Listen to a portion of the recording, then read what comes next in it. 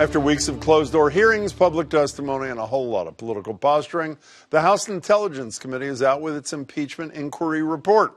In it, Democrats lay out evidence that they say proves that, quote, President Trump personally and acting through agents within and outside the U.S. government solicited the interference of a foreign government, Ukraine, to benefit his reelection. But before that report was even out, the GOP had already issued a rebuttal, a pre-buttal, as it were. And as the New York Times put it in a 123-page document, the Republicans did not concede a single point of wrongdoing or hint of misbehavior by the president.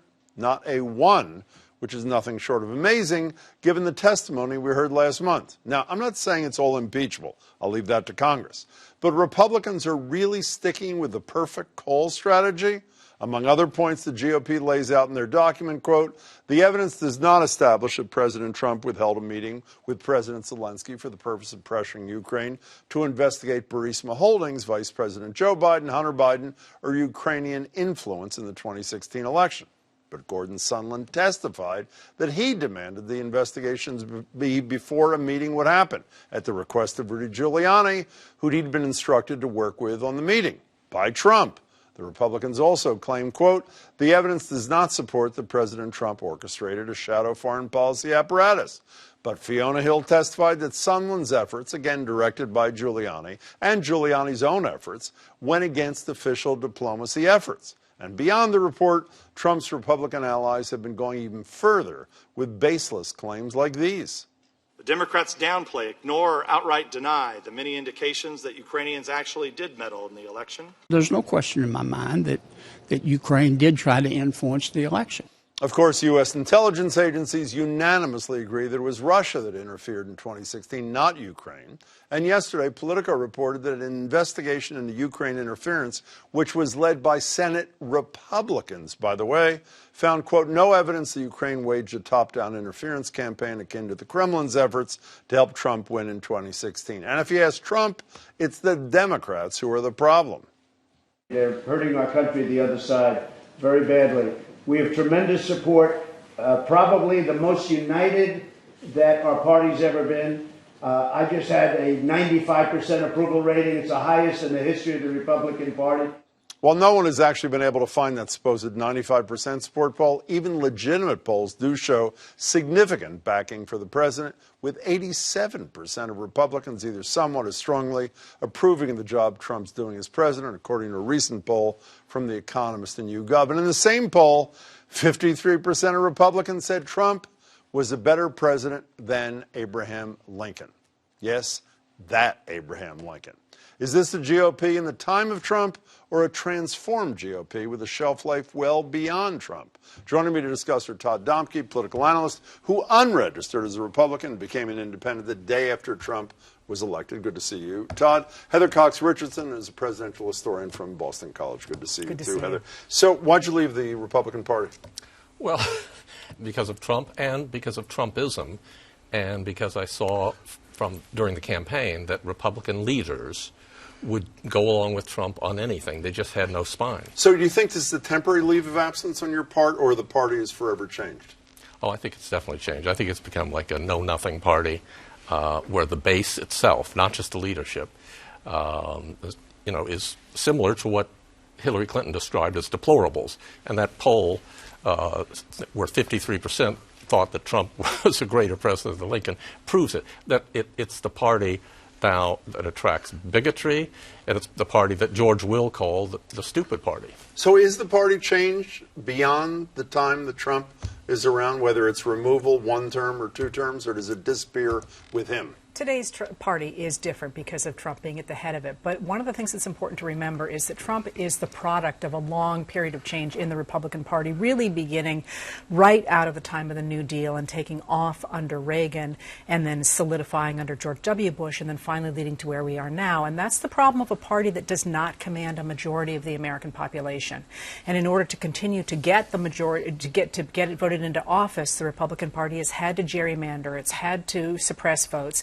and it's had to double down on really strong racist and sexist language. And they've created a monster, and that monster is now the party you described. So it's not sustainable. It's the message, and Trump just happens to be the current messenger? Is that a fair way to put it? I think Trump's a salesman. I don't think Trump's a politician. He never has been. And he's reflecting back to voters what they think they want to see. You know, in terms of the... I'm sorry, go ahead, Doug. Part of that ugly history more recently, you see a Newt Gingrich, Pat Buchanan, same thing where they escalated the tactics, the bigotry, the blatant bigotry. You stayed in the Republican Party with them, though, didn't you? I did, but at the time, what I really felt, and you know, I have to question myself looking back, but at the time it seemed like the far right, the evangelical far right and all the others, seemed like they were on the fringes. And that more moderate, more thoughtful, more principled Republicans were in the lead. Now many of us who were Republican, who've been never Trump, now question how wrong we were and how long ago should we have recognized that it leads to a monster like Trump. Well, you were talking about the elected officials. How about the courts? I'm going to argue the greatest success, without a close second on the part of this president, has been filling federal judgeships, not just in the Supreme Court, maybe more to come, but in federal judgeships across the board. Are those judges who have been confirmed, are they just conservatives or are they Trump conservatives? Well, some are Trump loyalists. And some are so incompetent, it's clear that they're Trump loyalists, but they're not really principled conservatives in many cases. These are people who've agreed to be rubber stamps and go along with the playbook. So that would argue, but you're not going to agree, that would argue that Trumpism will survive potentially for decades, because some of these people are 40-some years old with lifetime tenure. I'm not going to borrow trouble. There's more than 160 of them at this point. He has appointed more judges than anybody else at this point in his presidency. One of the things to remember about these judges, though, is that although many of them are, in fact, incompetent, what they have set out to do is to disassemble the administrative state that we have had since the New Deal. And they're very, very close to doing it. Last week's decision in Gundy v. United States was a signal to the idea that the Supreme Court is once again going to take up whether or not it is legitimate to have an administrative government. We lose that, and we're right back to the 1920s, which really was the plan all along. And we should mention these right-wing things. Two oldest justices in the Supreme Court are both liberals, by the way. One of whom has had some serious health issues. The other one lives across the river. We're talking about two of the transformative elements, I think, of Trumpism. One is lying. I mean, the Washington Post, 13.4 thousand, I think, lies as of October. You just heard Senator Kennedy saying things that nobody except Donald Trump and a few fellow Republicans believes to be true. Is that the new normal, that you can basically, maybe not lie with quite the finesse of Donald Trump? I mean this seriously, by the way, but lying is part of politics in a big-time way now. Well, it is, and that's what makes so laughable the contrast with honest Abe Lincoln, that we now have a president who not only has the most corrupt administration in U.S. history, but who says over 13,000 falsehoods, and whose so-called leaders in Congress and others are forced, otherwise he won't be happy with them, to lie and to follow his lies. They are creating an alternate reality of lies. I want to talk about, can I just bring up another, because time's run, another sort of transformative element, sort of this white grievance agenda that maybe you touched upon a minute ago. Obviously, it plays out in the anti-immigrant agenda led by Stephen Miller. And also when we heard that Omar, Tlaib, Ocasio-Cortez, and Presley should go home to their country, three of whom, by the way, were born here, I assume, as most people know.